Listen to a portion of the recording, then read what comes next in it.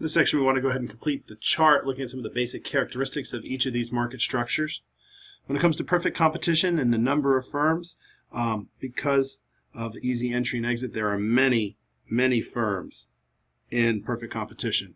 With monopoly, this prefix mono meaning one, there is exactly one firm in the industry.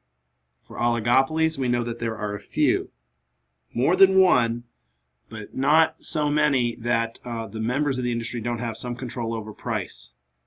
With monopolistic competition, again, we're going to have many firms in that industry. And one of the reasons why is, as we get down to long-run profits, we know that monopolistic competition, there is no profit in the long run. So profit is normal,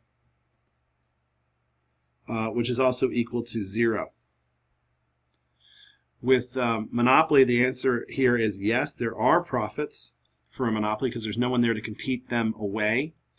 With perfect competition, just like monopolistic competition, there are normal profit, which equals 0. Oligopoly is the tricky one. If oligopolies work together and collude, they can act as a monopoly, in which case the answer is yes. They get profit when they collude. But there's a strong incentive to cheat, and so when oligopolies begin to cheat on each other and compete, they tend to compete down to the perfectly competitive outcome, in which case they get no profit if they cheat. When it comes to price setting power, the monopolist definitely has price setting power.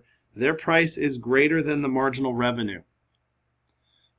The same is the case with oligopolies. They have some control over price because there are just a few firms.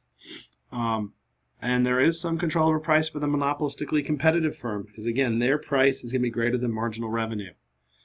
But the perfectly competitive firm is a price taker. They don't have the power to set the price because the goods are all exactly the same.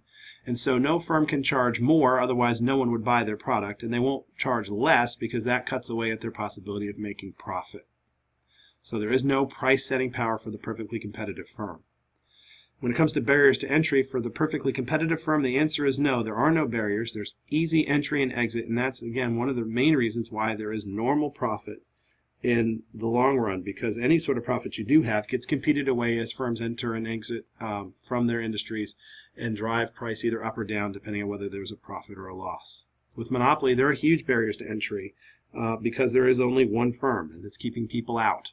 Maybe it's because it's a natural monopoly, in which case average total costs continue to drop over all relevant outputs, or maybe it's because there's a patent or a trademark. But for whatever reason, there's only one firm, and there are huge barriers to prevent others from competing. With oligopolies, there are some barriers to entry, because if there weren't, there'd be many.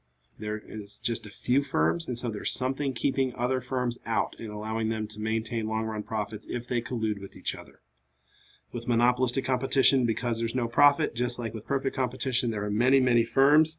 There's nothing to keep firms out. We assume entry and exit at no cost in the long run, and so there are no barriers to entry for the monopolistically competitive firm.